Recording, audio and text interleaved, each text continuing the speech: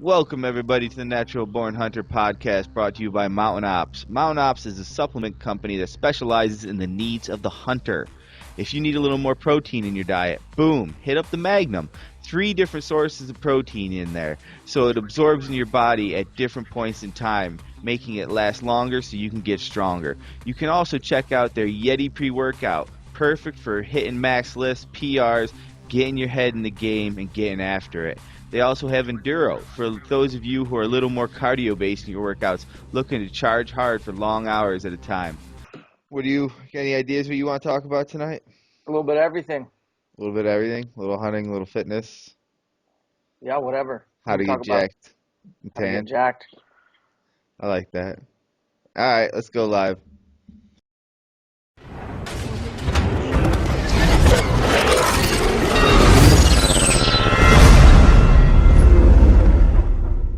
And we are live tonight, this beautiful Friday evening, with Dan Staton of Elk Shape, also of a little bit of CrossFit notoriety. He's been to the CrossFit Games, which is a pretty big deal. You know, a lot of people want to make it there, and not a lot of people have.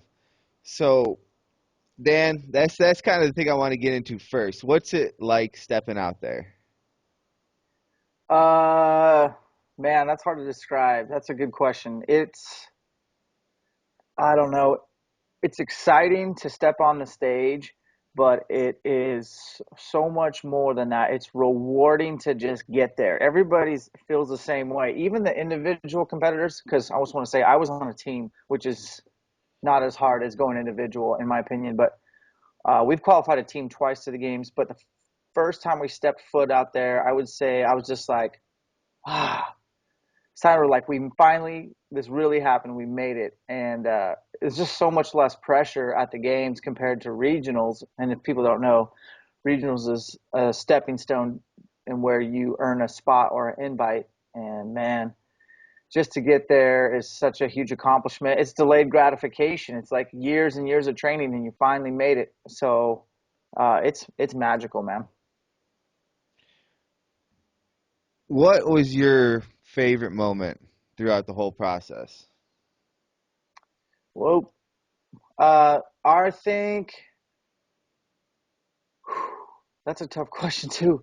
Um, I'm throwing the hard ones out there. it's hard to pick just one, but I was really relieved the year we went that in 2013 that we didn't have to go in the ocean. I'm not afraid of water and I love the ocean, but I hate swimming. Like swimming is not my strength. And I know that, but I was relieved that we didn't have to swim. But any of the events were pretty awesome. Like the one that probably hurt the most in the shortest amount of time was my wife and I were hooked up on a sled and just we did a relay and her and I were pulling this couple 100 pounds of sled like almost like the Iditarod type thing where it's just me and her and we were just work dogs. And I mean it was only 100 yards, but I mean you literally as soon as you crossed the finish line you could not even stand. Your legs were so full of blood and you were just, oh my gosh, like that was some of the shortest amount of pain I've felt ever because you can't duplicate the effort you would put forth when you have that many people at the StubHub Center cheering for you. The other highlight was just the first time we got to work out in the tennis stadium. That's where it's a very intimate setting at the CrossFit Games where it's nothing but the fittest people in the world watching you in this small little arena. It's kind of like you're a gladiator stepping out for the first time. And I really enjoyed working out in the tennis stadium. That was awesome. And to share that with your wife, that's got to be a pretty unbelievable experience that not a lot of athletes get to do. Yeah, I married up. My wife is, I tell everybody, she's 10 I like times the that. athlete. She's 10 times the athlete I ever could dream to be.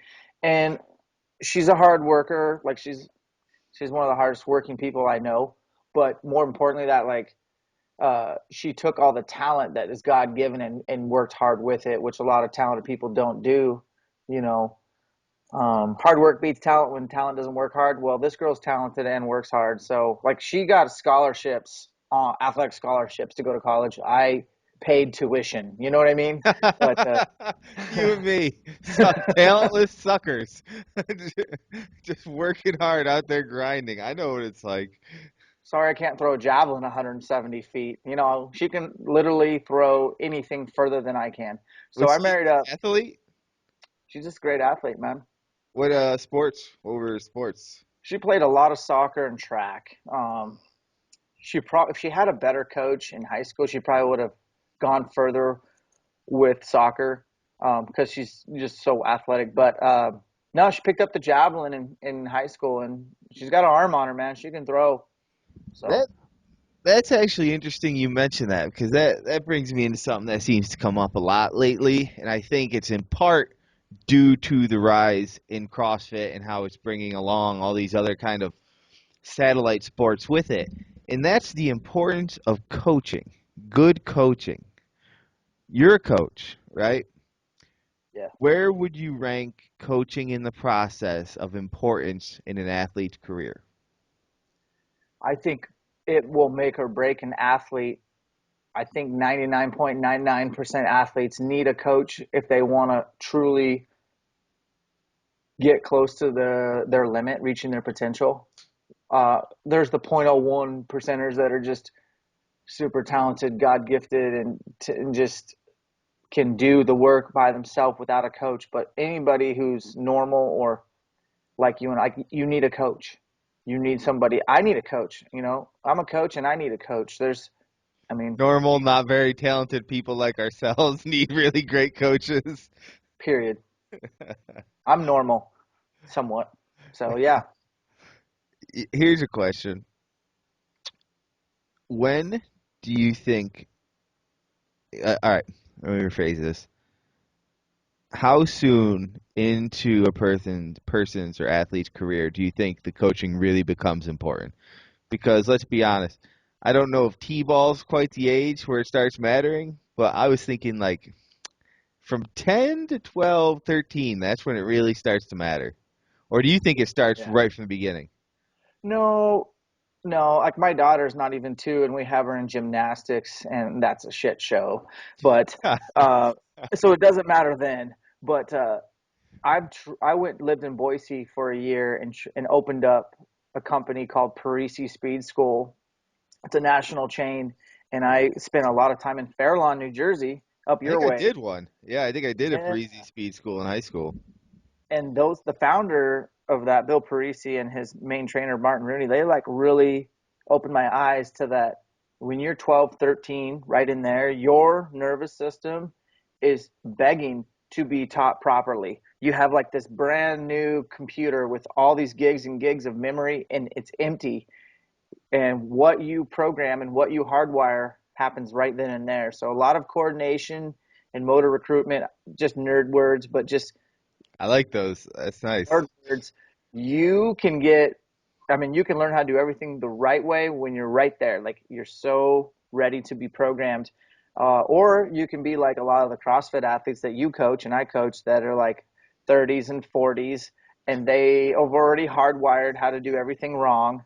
And we have to like break them down, make them realize, maybe even tears, but and then rewire them and build them back up to the right way to move their body. I'm sure you've seen this, right?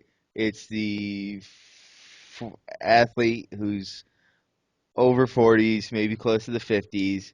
They come in for the first time, right? You're ready to do the assessment, your fundamentals, whatever, and you ask them to see an air squat. Oh yeah. And the air squat, the stance is about 3 inches apart with their feet or so. They go to bend over, they start hunching over, the back curls, where their chest is almost hitting their knees. They can't get below parallel. It's turning into like a weird good morning. Yeah, I don't even understand how they go to take a number two because they can't even like squat. Like, and you have to squat properly to sit on the toilet, I think, but I don't It's know. the physics. The physics. I wondered that. Are they just free falling down to the porcelain? Yes, Like, dear God, catch me on this thing? there are handrails probably in most. Handrails, they could be incorporated. I didn't think about that. Yeah. So I actually had this experience this morning where there was a high school junior girl in this group, the 6 a.m. class, and I'm coaching her and dudes who are all late 40s, mid 50s. Oh yeah, And this girl could move unbelievably well. Like yeah. she hasn't been doing CrossFit that long, but everything she did, she was crushing it. And I'm just looking at her, and this is the first time I'd coached her, and I was like, "Have you thought about doing competitive CrossFit? Yeah, Because you might have a future here." I'm looking at you move, and it's like, "So, can you do a muscle up?" She's like, "Yeah, I tried one on the rings the other day, and I did one." And I was like, she's got a "That's gymnastic background, doesn't she? I think she does. I didn't get too into it, but she's Yeah. built like you ever see the girls with the huge shoulders and they've got the V going on the Yep. top? Yep, that's what she had. Little stick girl with just these big shoulders. So I assume She's a something like that. gymnast. She's a That's former gymnast. I guarantee it. And honestly, that's like the my favorite athletes. Anybody with a background in gymnastics, I love teaching them CrossFit. They're gonna just break records, and which is why my daughter's not even 2 and she's in gymnastics is because I wish I had been in gymnastics even as a kid, like just up through 10, 12, like get to level 1 or level 2 is awesome. You can do so much with your body and you're coordinated and I'm not a huge fan of the gymnastics where it gets like batshit crazy and you like you're like 14 or 15 and you go into gymnastics at 5 a.m. and then you go to school and then you go back to gymnastics for 3 to 4 hours, 7 days a week. Like that's not going to be us, but I like the gymnastics. so how far into her gymnastics career would you like to see her go? Like how deep Um, would we say? Until she becomes a teenager and hates me. But until then, because she's like daddy's little girl until she's probably about 13. I watched all my sisters do that to my dad, and they want nothing to do with you for a few years. But as long as she's enjoying herself, and then I hope she likes CrossFit. Obviously, she's already spends a lot of time at the gym as it is. She probably will, but who knows? She might just like ballet and dancing, Actually, right? that's something I kind of want to ask you a little bit about. You know, your dad, CrossFit box owner. How often do you bring her to the gym with you? Do you ever bring her when you're coaching, or is it just kind of when you don't have nothing else going on there, more of like family time, or what? No, my wife and I are like everybody else. We are trying to, pay bills. We have to work. She works. I work.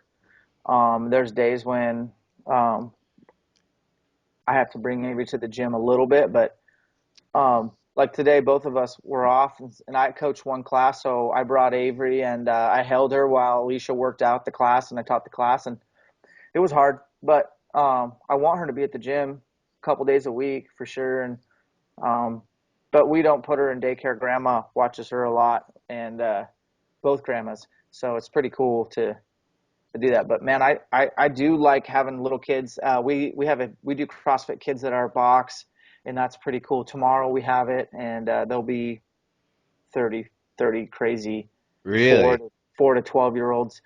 We have like I think 5 coaches there when there's that many kids because they have little attention span issues. But it's pretty cool to teach these kids to move and see them like, dude, we work them.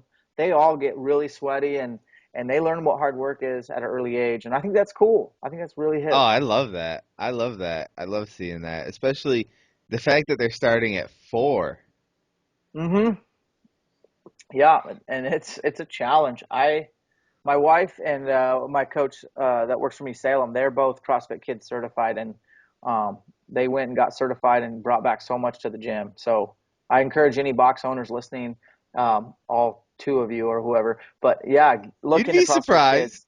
Yeah, you never know.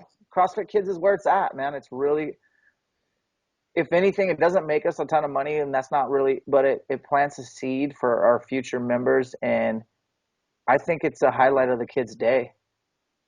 Yeah, man. That sounds like something I would love to do when I was Yeah. that age. Like just get out, start learning that stuff. But that's also one of those things where you look back and you're like, man, I was so glad I learned how to do all these things when I was young. Because Yep. learning it later in life is such a bigger pain in the ass. Yeah. Oof. One thing you actually, when I saw you posted a video I think it was on your Instagram, maybe it was Facebook, but I think it was your Instagram. It was you and your daughter dancing to Ti. Oh God. I Yeah. think I think it was "Go Get It" to the song Mm-hmm. "Go Get It." You had her dancing, and I Yep. thought, well, if this fatherhood stuff looks pretty easy. I think I can do it. I think I got this. I think Ti does a really good job of inspiring young kids, 1.5-year-olds, to go and get it. I would agree. I would agree. I would want my son from at least age 1.5 up to be ready to go and get it.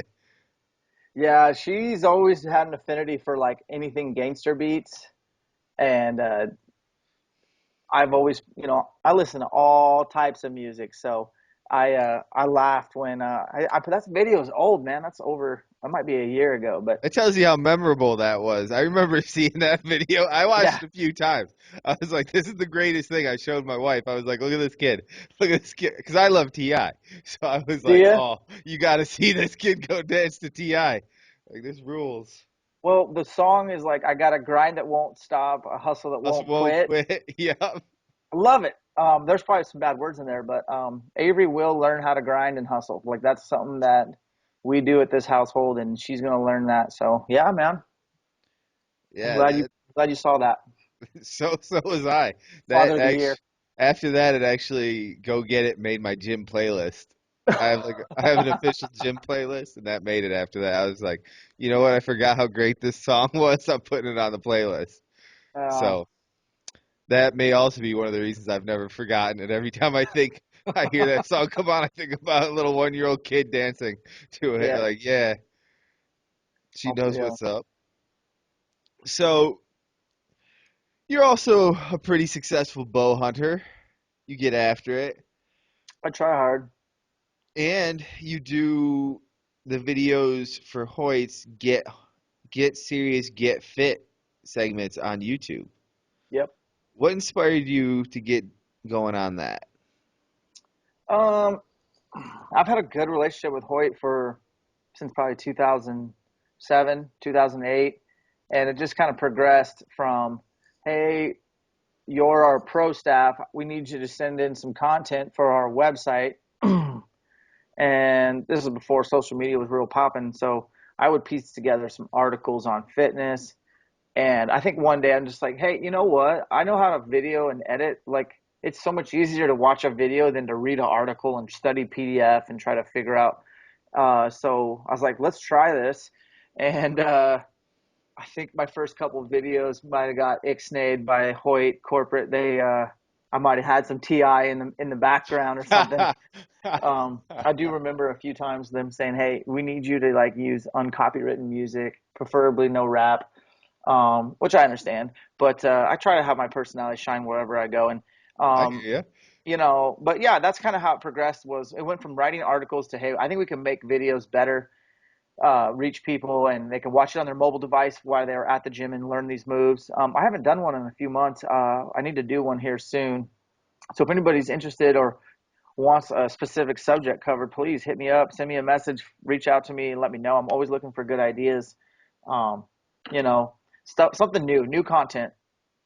you. That actually brings up some of my I've watched the videos, and one thing I don't think gets talked about enough, and I was so happy you've done a couple videos on it now, is the importance of shoulder activation and mobility and taking Yeah, care of your shoulders. Because I feel like when I was helping out at a archery pro shop, the older dudes, older archers would come in and be like, "Man, I can't pull this poundage back anymore. I'm getting a crossbow because I can't pull the bow back anymore." It's like, why? Oh, my shoulders are wrecked.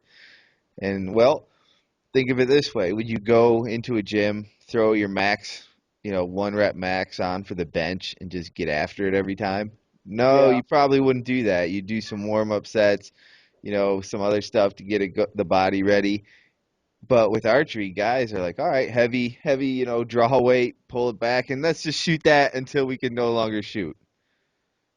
yeah, man. Shoulders are everything when it comes to pulling back a bow. I mean, uh, I don't even know where to start with this subject, but the quick and easy is like, It doesn't have to You be quick. It can be the long and shoulders, man, terrible. like they're your lifeblood. Like that's I mean, everybody seems to neglect their shoulder mobility. You take it for granted. And I've talked about it many times, but like the shoulders they're complicated. Like they're not attached by anything but soft tissue. You know what I mean? Obviously, most hunters know that. They've taken shoulders off animals. You don't have to cut through bone to get a shoulder off, You know you know? what though? I don't think most hunters make that crossover of I Uh, would have my shoulder taken off the exact same way. Like there's that disconnect. I can take your shoulder off super easy. Yeah, right? Not But having who to break a thinks single about bone. that? Who thinks Yeah. about that when they're shooting? Oh, this thing's just held together by some, soft tissue. Yeah. But yeah, I myself included, like I've never really had major shoulder issues. I've had some nicks and some bumps, and it's put a dent recently in my shooting just before the open. I had some shoulder and elbow pain, and it like there was a couple days where I wanted to go shoot, and I was like, can't shoot. My shoulder hurts too bad. And one day I went to the range and pulled back my bow, and it was like everything I had to pull it back once, and I was just like, really? So I mean, it happens to everybody, even guys who are in really good shape or bad shape. Like shoulders are super important. So watch those videos and learn how to mobilize and take care of your shoulders. Like great mobile shoulders, they're going to stay injury resistant, and you're going to be able to shoot that bow and hopefully, not be that guy that's got to switch to a crossbow or a bang stick. You don't want to be that guy. You don't want to be the guy who has to. If you do it by choice, that's one thing. But to be retired early due to shoulder problems, oh, that's gotta suck. But there's those older guys who probably, like my dad, who have had shoulder issues for a long time and finally was forced to go get surgery. Right. And that's, he probably could have, for the most part, avoided surgery by taking care of business and his due diligence. But um, the good news was he didn't miss anything as far as archery goes. Um, he had a pretty quick recovery, like 6 months. And they found a few bone spurs, which is really, really common. Like a lot of guys get their shoulder reconstructed surgery, they're reattached, or they got a loose rotator cuff or torn labrum.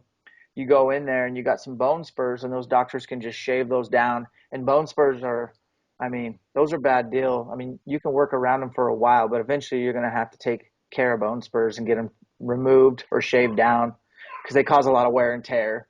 It's like sandpaper on a bump, and then your muscles and soft tissues are just going against it. And yeah, so he had two on each side, so he got those shaved down, and he's in great shape, man. He's doing good. That's So awesome. Still out there hammering. I've seen the pictures.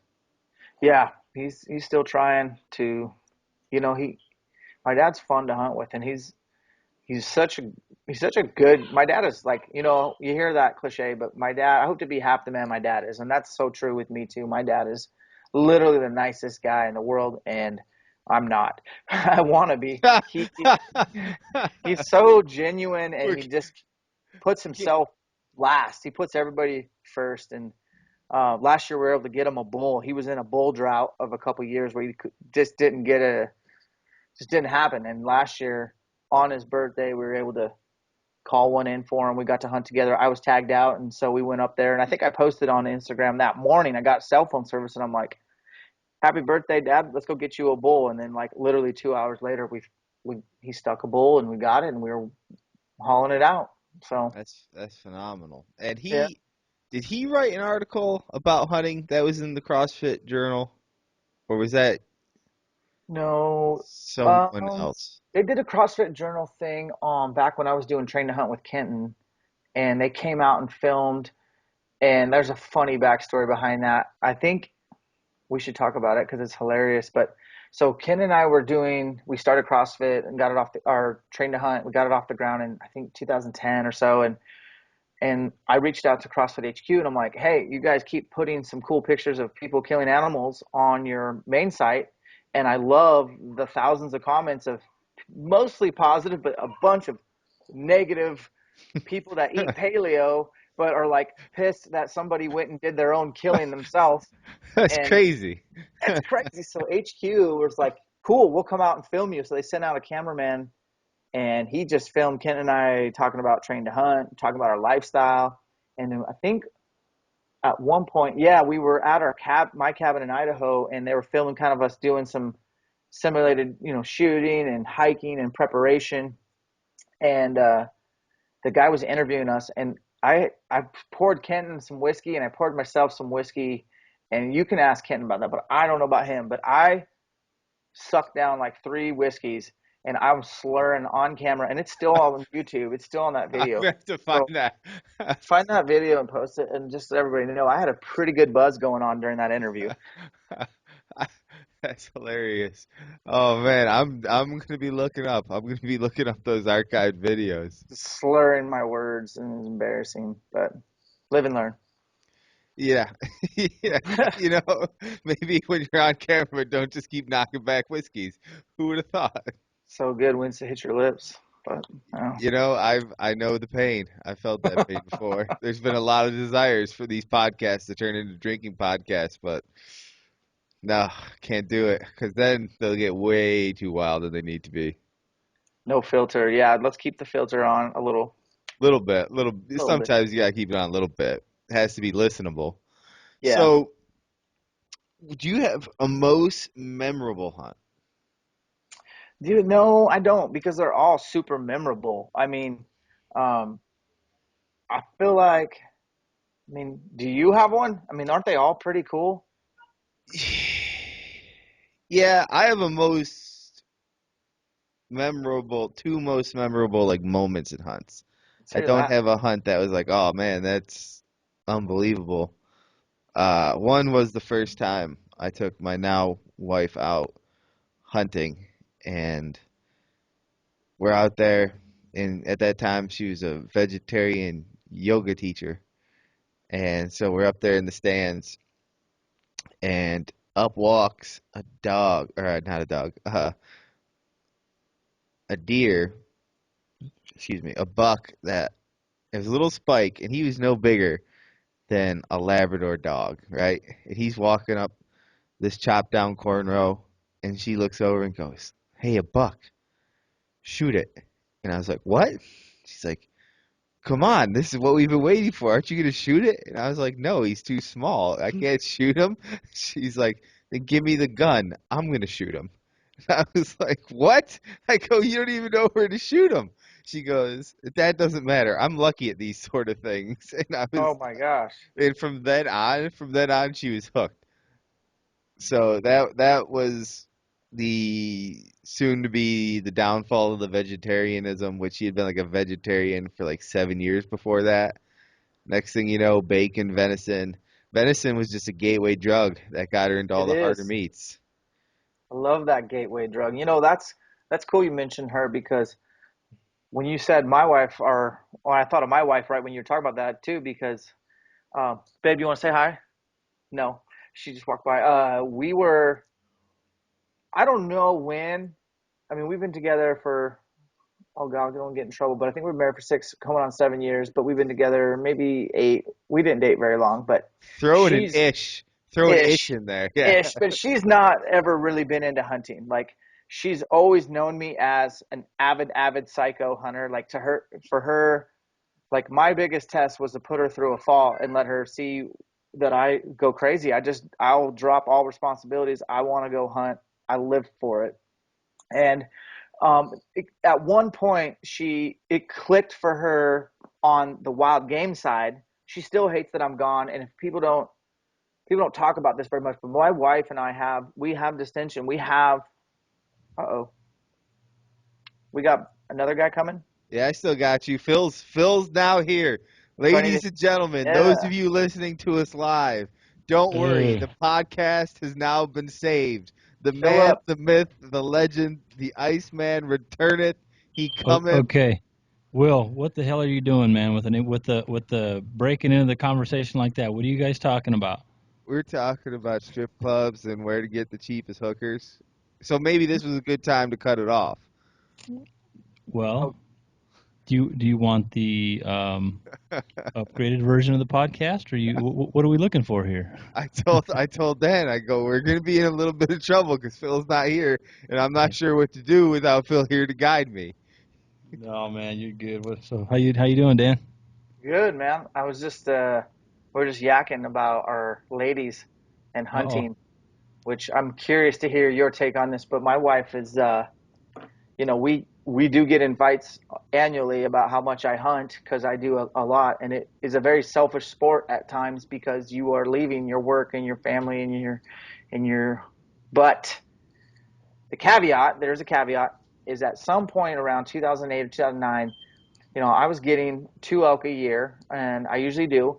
And our freezer is full year round with awesome elk meat. And she took like, it is now, like, if I told her that I passed on a 5x5, she would be pissed because if it's brown and if it's legal, I need to kill it right out the gates. Like, we got to get one elk in the freezer right out the gates. And dude, that is really cool to have her support and that she loves the wild game. But yeah, like, there's a struggle there too. And that's my personal deal. Like, I'm not very good at finding balance. Uh, I'm all or none. So, but anyways, that was my story with my wife, is just like, she loves elk meat as much as I do, if not more. Well, And she's all about it. here's the thing that's like, don't you feel like somewhere along the line men screwed themselves whenever the thing was where men would disappear and groups to go hunting and come back with food while women would do, I don't know what they do back at camp. But whenever that societal turn happened and men gave up that whole going away hunting being the hunter gathering thing, we Yeah. we fucked ourselves. That was the end of it. Dang it. Yeah. Well, thanks a lot, guys, because it's tough to get away and hunting with a bow. You guys know it not that hunting with a rifle is any easier, but it might be a little bit. Success rates might show that it's a little bit harder. You need a little more time in the field to get it done. But yeah, Being a hunter, hunting even with other people, hunting is the most selfish sport you can do, I think. yeah, I disagree. yes. What do Here you we think go. the most selfish sport is? The most selfish sport? Yeah. If You that's can not the most selfish sport, what is? you can make any sport selfish. Yep. So I mean, you can be playing ping pong and it can be all about you. Like Dan said, when I get into something, it's all in. I mean, I'm 100%, I'm all in, or it's not. It's like there's like a disconnect, right? It's just, if I can't get motivated and fixated on a goal and something that I want to achieve, and sometimes the more difficult or just the more unrealistic, the better. Just because it keeps you it keeps you focused, and it keeps you what's the I'm looking for a word here. It's almost Tunnel obsessive, vision? right? It's like almost obsessive. So in that situation, yes, it can be the most selfish, right? Because I'm guilty of that. Dan, you said you struggle with balance, dude. I'm with you, man. I Yeah, struggle with balance 100%. But now, I mean, to actually here in about 5 hours, I'm going to hit the road with my oldest son on his first hunt, right? So to put in perspective, usually by this time, it's all about my gear. You know what? I've got 6 arrows or 5 arrows in my quiver that I've shot, and I've only shot those broadheads twice out of that bow. And I've spent the last couple hours getting his stuff ready, making sure his clothes is ready, making sure the food that we need to take is ready, a tablet for him to sit in the blind, and just little stuff, right? yeah. So because of that, it's not selfish to me anymore. Um, Now it's his turn to be selfish. That's it, what's it, happening. We it just is. passed it on. Well, yes or no. I guess it's a matter of perspective, but yeah, I guess like I said, depending on how you look at the question, and it can be, and I've been guilty of it, 100%. And come September, I'm probably going to be guilty of it again. But Let me switch this up a little bit. It's not so much that it's selfish, it's that it requires so much of you. Like, you could be balls to the walls with like CrossFit or another sport, but you could really only go and work out so many hours of the day, right? Yeah, you can go look at film and technique and all that. When you're going hunting, if you could get away with it, you'd just sit in that stand 24 hours or out in the woods, wherever you're doing, for 24 hours of the day, just continually doing it. yeah, I don't know, man. It's I don't know. Like I said, I can see where you're coming from on that, but um, I don't know.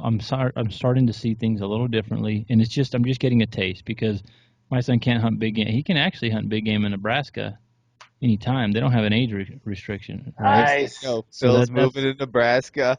well, He's no, I gonna mean, be it's like I said, I can be in Nebraska in 3 hours from where I live, and where we're going to hunt with some friends. It's 4.5, 5 hours out there, but it's turkey, and I told him that he couldn't hunt a big game animal till he was 10, and I just because I want to make sure that he's ready for it.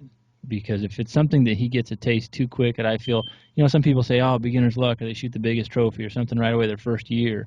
And then maybe they're not as into it because they haven't had to sacrifice and suffer and, go years where you maybe didn't shoot anything or you didn't shoot a big one. And I grew up that way. We grew up rifle hunting, but when we were hunting, we were meat hunting. It was if we shot two cows out of the group of 5 or 6 guys that were up there, man, that's a successful trip. Yeah. And now, like you say, you look at it, Dan. You say you shoot, as many as 2 elk a year. I shot 2 bulls last year myself, and I'm like, man, 15, 20 years ago, I couldn't have dreamed that, you Right. know. So it's different, man. It's interesting how things change and evolve, and I'm I'm just starting to partake on a new journey, and I'm gonna try to enjoy the ride. There's something about, everyone's hunt is different, and a hunt is such a general word, but you know, what's the first thing you think of when I say go hunting? Will, it might be he's thinking of that perfect stand and that set that's just dreams are made of, and be Phil's probably got a disappearing combo into the woods. That's disappearing what in the I'm doing. woods. Disappearing. Phil's probably got some huge alpine meadow at 13,000 feet or something in Colorado, and I'm thinking of bushwhacking in the steep, nasty mountains of Idaho, but all of us have a different thought process when hunting because it's different for everybody. But we can all agree, I think, that most people in society today they can't really relate or have any thought process of how we are in the woods, away from our cell phones. Most people, I would hope, and we're disconnected from society. For me, it's pretty spiritual, and I love being alone. I'm kind of a loner in the woods. I just love being out there by myself with the creator, and just doing my thing and just unplugging from the world. And I need that. And maybe a lot of people just don't know they need that or haven't experienced it. But I guess my point is one, that hunting is different for everybody when you say go hunting, and two, I think more and more people need that separation from their mobile device and their internet connection, and to get out and be in something pristine and beautiful and wild. I think that you're where you're coming from with that statement or question is because so many of the people that we talk to and ourselves that we're in it all year, we're preparing, we're whether it's shooting our bow or working out, there's still that next tier of guys down that they're not as into it or not as serious. Maybe they haven't gotten the bug 100% yet, right? Maybe they just that's not their deal. They just want to go out and hang out with buddies and drink some beer, and maybe they'll shoot something. And then there's the people that are maybe learning and just very green and not sure which direction to take it yet. So I think once you've reached a point where, like what Dan just said, where you know what your place of zen is, right, or whatever it is, because I'm the same way, man. Last year when I got to go sheep hunt, I almost had a sigh of relief when we woke up that first morning and I knew my cell phone wasn't working. Yeah. It was like, you know what? I'm here, and I've got 6 or 7 days to spend up here. And if I get lucky enough to tag out, you know what? Bonus. But I'm just going to get after it and experience everything that there is here to experience. From the smells to the sights to the cold ass mornings to whatever it is. So I think that once people realize, once they get a taste of that, and maybe it's on guys like us who've seen it, who've experienced it, and who've tasted it, Yeah. to take somebody else that hasn't gotten that experience or that perspective yet. Because like you said, Dan, you know you know where you need to be at a certain time of year and where it makes you happy, right? Yeah. And maybe there are some people that haven't quite experienced that yet, and I think that's where we have this platform to talk on a podcast, or Dan, your blog and social media and reaching out to people. And I think that's at the end of the day, whether it's kids, like my son, for example, with 2,000 questions he's already asked me today, of which I've had to stop myself a couple times from getting frustrated because, it's seriously, what are we doing here? What's next? And then he'll repeat the questions in a different way. He's excited, man. I'm happy to see that. So I need to. Do you have a top 5 questions you've heard today? Yeah, no. I can tell you that he's probably, I'm dead serious. He's probably asked me somewhere between 150 and 200 questions. I swear to God. Holy shit. Yeah. Dad, are we going to put our heavy jackets on right when we leave the truck, or are we going to wait till we get in the blind? Dad, is it going to be dark when we're hiking? Dad, am I going to have a headlamp? Dad, Devil's in the details, Dad. Oh man, how close are we going to be to where the turkeys sleep, Dad? Is it going to be windy tomorrow? Oh man, I tell you what, and it's things that we process all those questions. Those things go through our head anyway, right? Yeah, is it going to be windy? Is it going to, we've got all our gear in check. We have our rain gear. Is it going to be raining? All those things that we go through in the process of preparing. Dude, my 6-year-old son is on point with about 95% of them because he already knows, whether it's because he sees me getting ready or whether he's watched enough TV or whatever it is, man. You know what? Like I said, I'm excited. I hope I don't even get to draw my bow this weekend. You know what? Because that if he gets to see the birds, bonus. If he gets to get a shot, and that's the other question, Dad, am I going to miss my first shot? Is it okay if Dominic? Yeah, it's okay, son. We're gonna do the best we can. If we get a good shot, we'll get a shot. Okay, so then it's okay if yes, son. If you miss, you know what? We've been practicing. I mean, I've got him shooting a crossbow. I had to make a decision whether it's gonna be a shotgun or a crossbow, and I'm like, you know what? This kid's grown up around archery. He's been shooting a bow since before he was 3 years old. He can't shoot his bow yet, but he's gonna still shoot a bow at a turkey hopefully this weekend. Yeah. So we'll see, man. I'm hoping to do my Monday morning podcast, a recap of hopefully an eventful weekend, and I don't know, man. I'm excited. I'm like I said, I have to kind of sit back and remind myself that all those questions that he's asking 100 times over, and that's stuff that we need to think about anyway. It's stuff that we're doing, Right. So I'm sure they're questions you asked as well. Oh, at some point I probably did. Maybe it's just you've done it so much you forget when you learned it or where you learned it from. I know I learned most of my stuff from my dad, my uncle, but there's still a point in time where I don't know, a lot of those questions I don't remember where I learned them, but I know to stick some extra TP in my bag, and now that I got my son, I better stick some more TP in my bag, and that kind of stuff. But it's cool. I think Dan, too, summed it up about the spirituality, the zenness that is hunting. When you're out there, you're disconnected from everything, and you're just in that moment. And that's not the only thing that is hunting, but that's such a huge part of hunting that I think it was Dan, you said before, that people just don't understand. They don't see it. Maybe they haven't seen it yet. Or they haven't seen it yet. Especially, like those people who were on the CrossFit Journal thing who couldn't understand why you're going out there. To me, it's like hunting. I don't feel like I need yoga. I don't feel like I need to meditate. I feel like if I just go hunting, that's going to put me right where I need to be. There's so much clarity in the mountains when you're by yourself, and we all live pretty distracted in this world, this day and age where everything's at your fingertips. And I mean, with the advent of internet and frickin' Amazon.com, you can have anything that you need at any given time. And I like the simple stuff like, dude, where am I going to get some water today? I wonder where I'm going to find some water. And well, I better start a fire and dry out all my gear, because you can't stay wet in the mountains. And just the real basic survivor stuff that goes into hunting, and obviously the primal instinct to take another animal or take an animal's life for your life, because it takes life to live life. We all get that.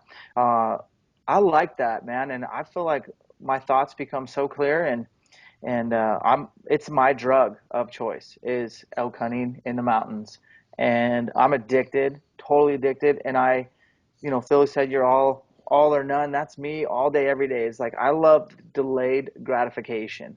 I'm a guy that likes to set little goals along the way for that big goal. And I love that payout at the very, very end on the last day when you finally got that bull and you can look back about all the preparation, not only training and shooting and gear, but just mentally the roller coaster ride of emotions that you went through to kill that animal. I'm all about delayed gratification, and that's the word that seems to come up to me like when you're in the mountains elk hunting is that big final finish. And you guys know what I'm talking about. It's pretty exciting. Oh yeah, man, it is, and I am dwindling. Speaking of elk, we just had some elk steaks. I just had to prep some dinner for the family a little bit ago, and so I shot 2 bulls last year, and I gave some away. I Ooh, have you're nice. well, Cardinal and sin. here's the deal. So my dad's not a huge fan of elk, right? He'll eat some. My brother doesn't eat a lot of red meat. Oh man, I tell you what. So I grew up eating when we would go hunting. You know who got the most of the meat? Right here, and I was Yeah. all about it. Yep. But when we would tag out multiple animals, and when I was single or when I was living alone, I knew how much I had to go through. So it was just my dad's like, Yeah. okay, make sure you give your uncle a piece, make sure you go to your aunt, make sure you go to your grandparents, give them a piece. So I'm used to kind of parting out some of the animal and sharing. Well, this year between my sheep's gone, it's gone. I want Um, to eat sheep so bad. I oh, want to try that. I thought it was delicious, and I'd heard mixed reviews on it. And when I first came home, I'm sitting there and I'm kind of cleaning the meat out of the bags and all the deboned meat, and I'm like, Yep. am I gonna grind this up into burger, or is this all gonna be steaks? So I just cut a couple pieces of steak off the back leg, salt and pepper, a little garlic salt, threw it on the grill.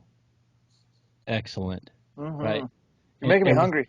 Oh man, everything was steaks. Everything. It didn't matter where it was from. It was chunks or it was steak. Everything. So Mm. awesome meat.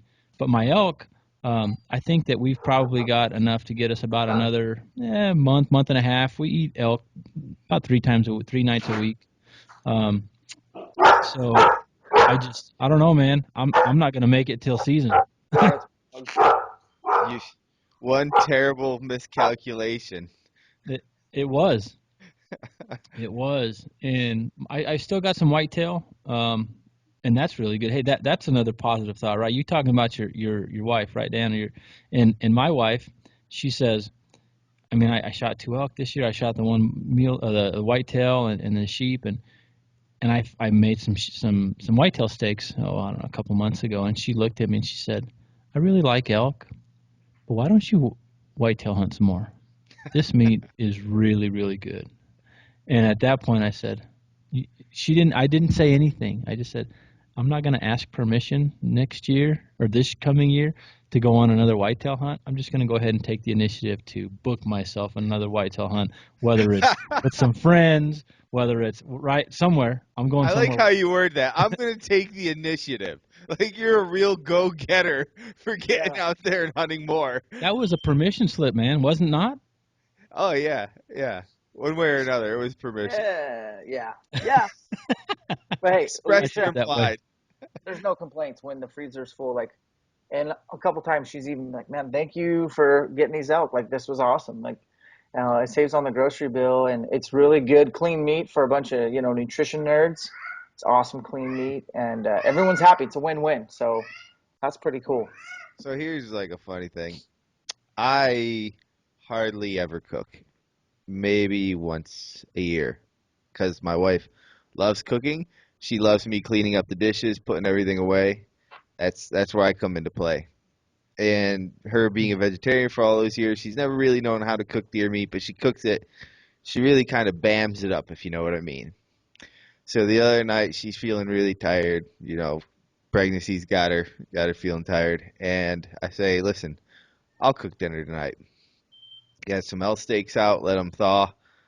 And all I do is throw them in the pan, and I add some peppers, onions, mushrooms, and then I salt it a little, and I put a little pepper on, and then I serve it open faced on some Ezekiel toast, right? And I put a little salsa on hers.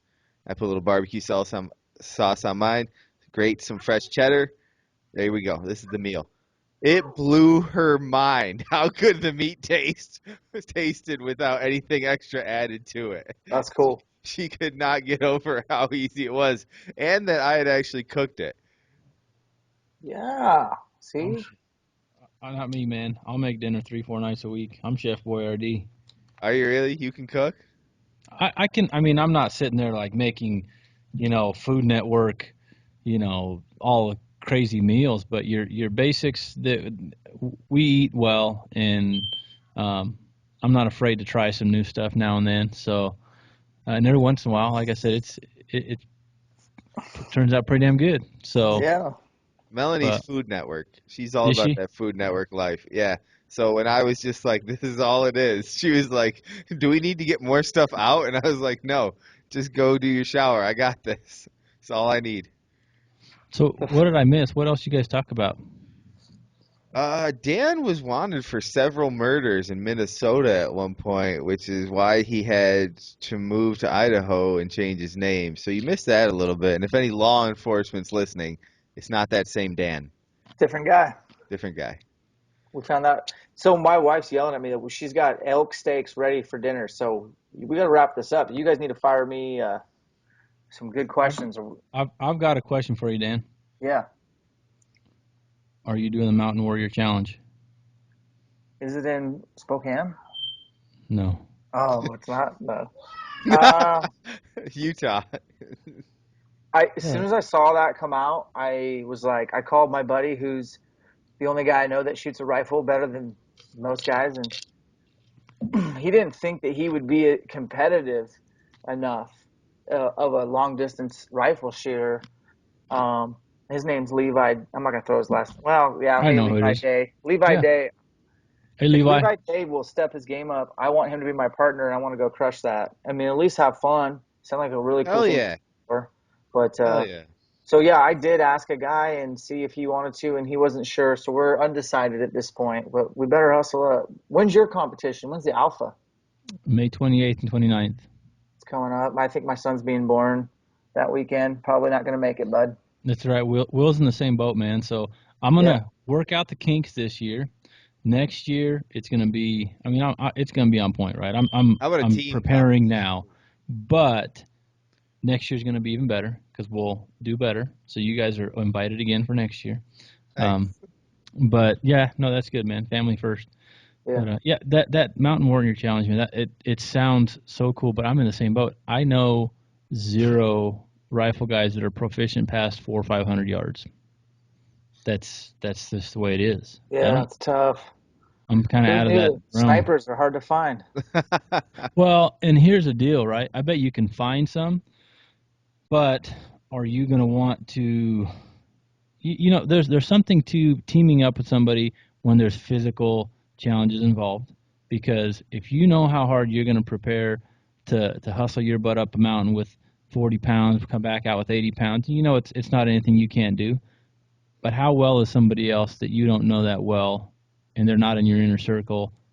That's my concern with teaming up with somebody that I don't know. Am I going to go out and prepare and be ready to go, and then sit there and have to run the course with my weight, and then have to go back and carry somebody else? You know, I don't that's know, my only man. concern.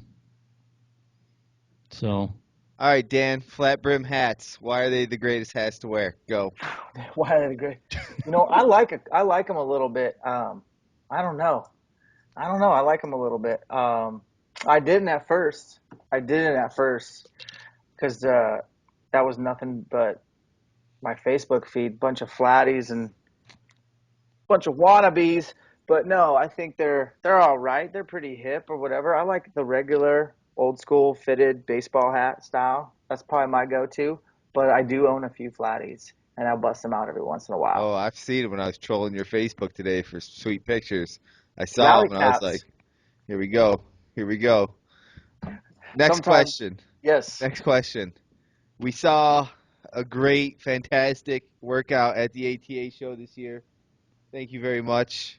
Introduced us to Cameron Haynes. He's a little bit of a well-known hunter um, in this sport. Will there be a number 2 group workout next year at ATA? Go. Oh, definitely, man. That's something. I think Cameron and I have hit a workout together every year as long as I can remember. So I guarantee it'll happen. I just don't know. Where's ATA next year? Is it in Indy? Indy. Mm-hmm. Yeah. Well, yep. We'll find something. It'll happen for sure. And I'm down for something new too. If people don't want to do CrossFit, dude, I'll do whatever. If you guys want to go, Shut your dirty mouth. okay, let's do CrossFit because I don't want to run. Yeah, I was gonna Will say just if you wanted Will suggest just wanted to running, do curls.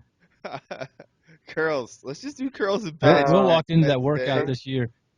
That's it. He's like, let's just go do some curls. Let's just dude. I'll do curls. I switched over and I'm doing this running program right now. I'm up to about 44, 46 miles a week doing 10-mile days, and that is not for a man of my build.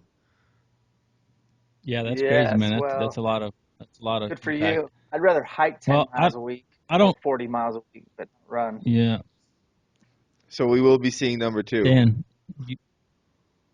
Done for sure. Guaranteed. do you take any steak sauce on your elk?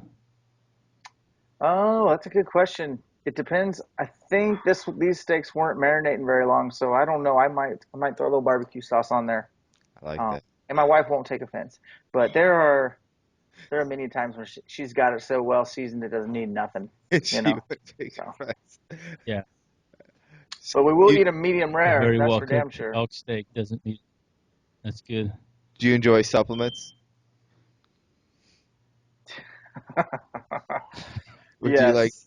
would you like a coupon code for 20% off Mountain Ops? Oh yeah, definitely. Like, Well, Dan, let me tell you about this fine coupon code. If you enter NBH20 at your checkout, you will get 20% off Mountain Ops supplements. Boom. You should write that Discount. down. there you go. You should write that There you discount go, down. buddy. I got an idea Order you too. some. Video Get idea. some You ready for Yeti. this? Get some ammo. There you go. Yes. Video on training to carry heavy pack. Yeah, that's a great idea. So I'd like Yeah, to see. because you know, it sucks. It always sucks in it shoulders and your back, but your shoulders and your traps and all the weights on there. You know what? I'd like to get some people from my gym.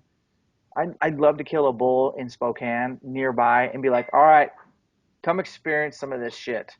I'm gonna throw 60 to 80 pounds on you, and there's gonna be blood dripping on you, and you're gonna sweat profusely, and we're gonna hike a lot of miles several times to get this meat back, man. It's awesome. And in fact, one year, I killed a bull in the shittiest place I've ever killed one. And I came back to the cabin, and it was on a weekend, and my wife was there, and a couple of our friends from the gym were there. And I got them all excited about helping me pack this thing out. We left at 2 in the afternoon. I had the thing gutted. I had it hanging in quarters. We got back at 2 a.m. It was 12 hours, and most of that was hiking through brush to get to this bull. It was memorable, and I'll never forget when we got back to the cabin. We cooked. There were 6 of us, so I had 6 people, including myself, getting an elk out, which was awesome. One trip. But we each ate our own box of mac and cheese. I mean, like our own box of mac and cheese and a few brewskis. And everybody slept in the next day, and that was one of my favorite pack outs ever. Unbelievable. Can't beat it, man. Oh, it was awesome. Can't beat an ass kicking pack out. Getting blood all over you, and it's good. It's good for the soul. Yeah. Hell yeah. Well, you know what? Let's Rule just get number ready. 1, kill the deer next to the truck. You don't have to walk too far. Yep. You Western boys got to learn. Yeah. Well, hey, Will, who's coming out to West to hunt this year? Yeah, I got to learn too. So you better, you remember who's taking you out there. So I don't like to hunt next to a truck, personally. I thought this was more of a fun time. This is No. more of a boys' trip. You want fun? We'll take a drive up to Rocky Mountain National Park, and you could take pictures from the truck. There you go. If you want to hunt, just make sure your boots are broken in. They'll be That's all I'm broken going to in. say. That's all. Don't you worry about Will Bradley.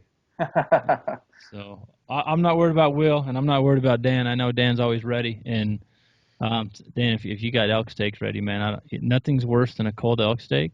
So Yes, we will wrap up commercials. I apologize coming in late. Appreciate you keeping the seat warm when I got here, though. And Will, well, who else we got? Well, we got another special gift, especially for our listeners, right? Yes, we do. For any of those of you who want to buy some fantastic Maven Optics products, when you enter the code NBHGIFT at checkout, you will get yourself some free Maven swag, which is pretty awesome. Also, you should check out, and this is something I need everybody out there to do. So turn up the volume, come in real close, and let Uncle Willie tell you what he needs. I need each and every one of you, and that includes you both, Phil and Dan, to go over and find QU's film competition. Don't worry, I will post a link in the description of this podcast. And I need you to head on over. And I need you to head over, and I need you to go to the professional long-form video. And when you get there, and this is the most important part, so please, please, please, please do this. I cannot express to you enough how important this is. When you get there, under the prolong category, find the film searching that our good buddy AJ DeRose has made, who's been on this podcast multiple times, and press the vote button and vote for that film. Because right now he's in the lead by about 9 votes, and we want to take this to a blowout. We want to crush our enemies and disperse their soldiers from the field and take their women. The only way we can do that is together. Hey, and since you're on the topic of the KUIU online voting, go to the amateur section and check out my boy Justin Wampler's film. And I got Honstein. And so Justin and Chris filmed it. Cool video, man. I hunted with Justin a couple years ago in New Mexico. Awesome dude, man. Check it out. Support the local guys, the little guys. Not that Justin's a little guy, but he's this being, I think, his first actual submission of a film for anything like this. You know, show him some love. I mean I shared it on my page the other day too. But film, that's gonna help. Yeah, give me one sec. What's the name of it? I will post all these links. Because here's the thing, people. We got to stick together. And I know there's enough of you listening who, if even half of you vote, we will take this vote over. We can do it together. We can help these guys out. Because that's what it's about. It's like when Phil talks about these guys who aren't that addicted to hunting or maybe not that into it, it's like I don't know any of these guys. All our listeners, all the guys we have on the show, everyone I've met at ATA and who have been in this social circle we're creating and a part of, they're full-blown addicts. You know, I expect Dan to be leading the meeting, standing up saying, hey, I'm Dan Staton. I've been an elk hunting addict all my life. I will never be going into recovery. And everyone goes, hi, Dan. Welcome. There's nothing wrong. You're okay here. Just like that Goodwill Hunting moment. I bring Dan in. I give him a close hug. I tell him, it's not your fault. It's not your fault. You got it, Phil? Coming in hot with it? I believe it's expanding the tradition. It sounds familiar. I think that's it. I think that's what it is. I think you're right. Yep. So check it out. Watch them. They're Expanding the tradition. They are not in the lead, and they need to get in the lead. That's right. Please help them. And I didn't just vote because he's my boy. I checked out a couple of the other videos too, and I was watching them, and they're good. Don't get me wrong, but then I went back and decided, oh, you know what? I've hunted with this guy before, and I know he's real deal, so I'm gonna vote for him. Yeah, this isn't. I don't care if you watch other videos and think other ones are better. This is not about that.